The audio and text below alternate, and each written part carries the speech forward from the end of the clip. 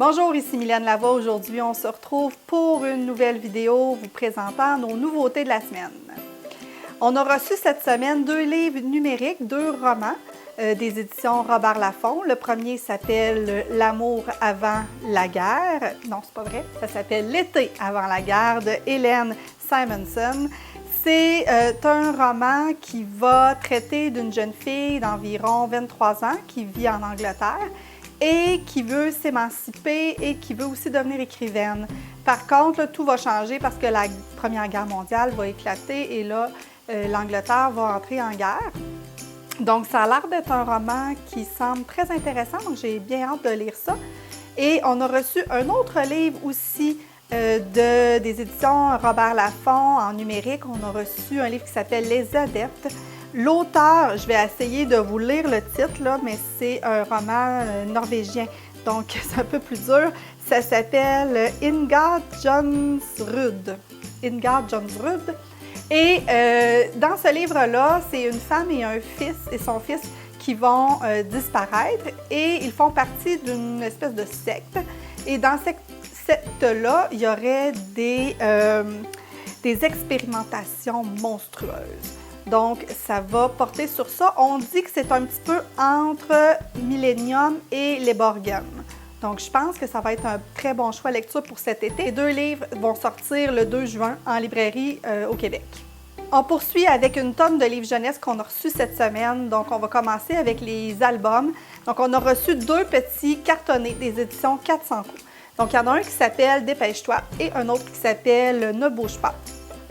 L'auteur, c'est Anne-Sophie Tilly et l'illustrateur, c'est Julien Chang.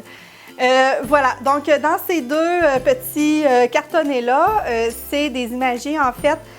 Celui-ci, je trouve vraiment très... les 2, je les trouve beaux en fait. Donc celui-ci, c'est vraiment le fun aussi parce que c'est tout noir et blanc.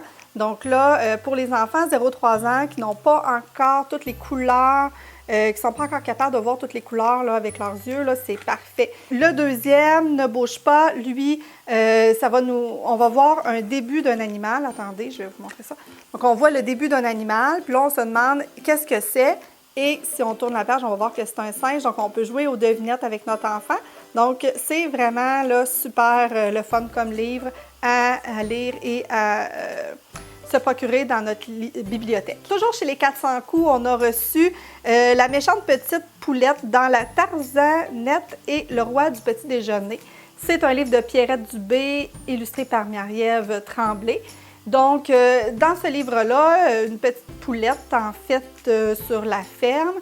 Il va y avoir un méchant monsieur qui fait des déjeuners et qui veut toujours plus d'œufs parce qu'il veut toujours vendre plus de petits déjeuners dans son restaurant. Et là, elle va partir un petit peu contre lui parce que là, les poulettes là, sont mises dans un poulailler. Les poules, en fait, sont mises dans un poulailler. Et là, ils doivent produire. Donc là, le monsieur n'est pas très gentil. Donc, la méchante petite poulette là, va essayer de lui faire subir un peu son sort. Donc là, elle va mettre des œufs partout. Puis là, il va toujours être confronté avec ça parce qu'il en veut tellement qu'il en met partout. Donc, c'est une histoire qui est vraiment très drôle. Donc, à lire avec les enfants, là, ça a un succès, c'est sûr. Autre album qu'on a reçu cette semaine des éditions L'Interligne, ça s'appelle « Le Zizanie dans l'armoire ». C'est un livre de Cécile Beaulieu-Brousseau et illustré par Ninon Beaulieu. Dans ce livre-là, c'est un édredon qui est un peu âgé, qui est serré dans l'armoire. Et là, il arrive une petite nappe toute fine au crochet et qui va être installée à côté de l'édredon. Mais là, finalement, l'édredon n'est pas tellement content parce qu'elle lui vole un petit peu sa place. Lui, il a besoin d'espace. Et là, lui, il dit « Moi, je suis sortie juste lors des grandes occasions. » Puis elle a dit « Moi aussi. » Et là, il va y avoir une petite guéguerre à l'intérieur de l'armoire. Puis là, elle va lui dire « Bien, moi, là, je suis sur le bord, je suis mise sur la table, je suis au courant de tout. » Et là, à un moment donné, les 2 vont être utilisés parce qu'il va y avoir une occasion spéciale. Mais l'édredon va être sale parce que le grand-père va avoir échappé son jus de canneberge sur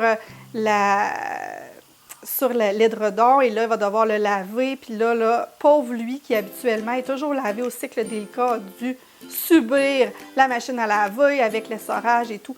Donc, c'est un livre qui est vraiment très drôle puis qui aussi peut apprendre aux enfants à pas se sentir supérieur aux autres. Là. Dans le fond, là, on peut rester humble là, dans la vie puis tout va bien aller de cette façon-là.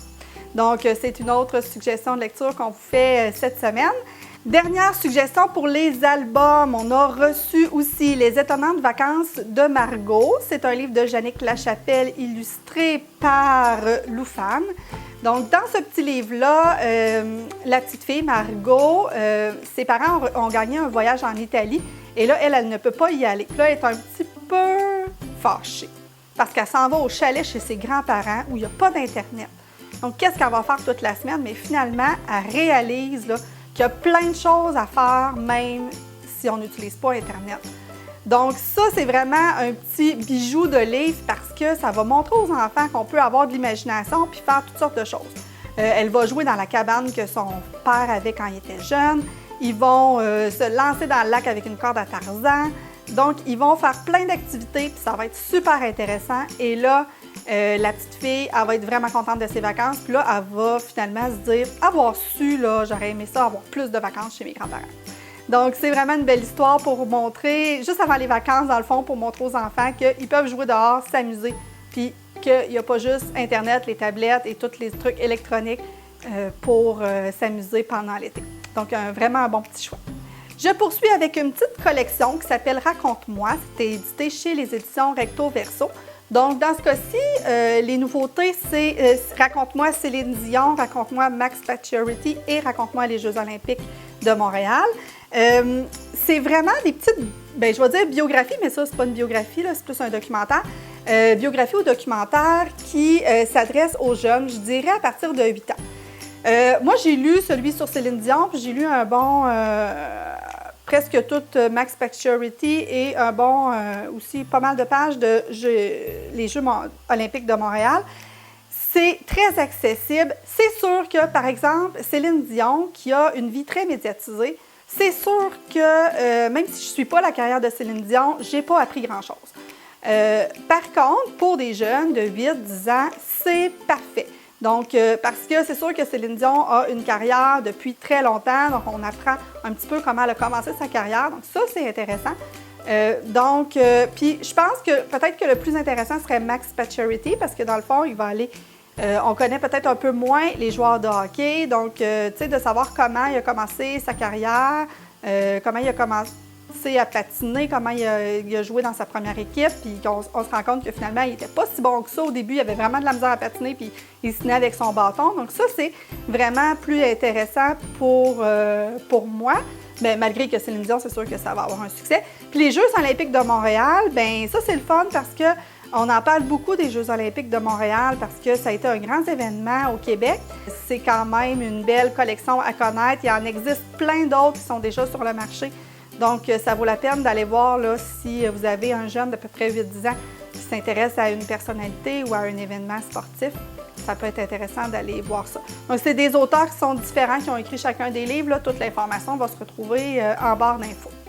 On poursuit avec Lancer compte de Hélène Gagnon en collaboration avec Michel Régent Tremblay. Pas Michel Tremblay, mais Régent Tremblay.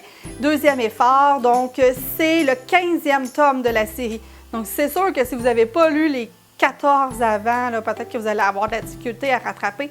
C'est l'histoire de Pierre Lambert et de Suzy Lambert quand ils étaient jeunes. Donc, ça commence avec Babouchka, la grand-mère, qui a eu un malaise puis qui est hospitalisée. Et là, on va vivre ça un petit peu à travers cette épreuve-là. On va la vivre à travers les personnages. Donc, Pierre qui joue au hockey, qui tripe sur le National de Québec et avec Suzy Lambert qui s'amuse là, avec ses copines. Je termine avec 2 livres pour les ados. Donc, le premier que je vous présente, c'est Zach et moi, Boomerang de Marie-Josée Soucy. Donc, c'est le 4e tome de la série. Dans ce tome-là, Vanille, en fait, va devoir officialiser sa cohabitation avec Zach. J'ai pas lu les autres titres de la série, donc je sais pas trop. Je présume que c'est parce leurs parents sont amoureux, je ne sais pas. Mais parce qu'ils sont en secondaire 2, donc ils ne doivent pas vivre en appartement ensemble. Donc, ça va être une histoire naturellement d'amour, d'amitié. C'est vraiment fait pour les jeunes filles d'à peu près 10-12 ans et plus. On poursuit. En fait, je termine avec le dernier livre de Catherine Girard-Audet. Ça s'appelle « La vie tout aussi compliquée » de Marie-Lou Bernier. Donc, c'est sûr que tout ce que Catherine Girard-Audet touche, ça se transforme en art. C'est sûr que ça va avoir un succès énorme. En fait, qu'est-ce que je pourrais en dire, à part que c'est la meilleure amie de Léa Olivier, puis qu'elle est restée dans le patelin. Donc, on va pouvoir suivre sa vie dans ce nouveau livre-là. Voilà, ça complète nos nouveautés de la semaine. Donc, n'hésitez pas à nous suivre sur les réseaux sociaux. On est sur Facebook, Twitter, Instagram. Et n'hésitez pas à commenter la vidéo. Est-ce qu'il y a des livres dans ceux qu'on vous a présentés aujourd'hui que vous avez le goût de lire ou que vous avez déjà lu? N'hésitez pas à nous écrire, ça va nous faire plaisir de vous lire et de vous répondre. Donc, on se voit très prochainement pour une autre capsule de pause lecture.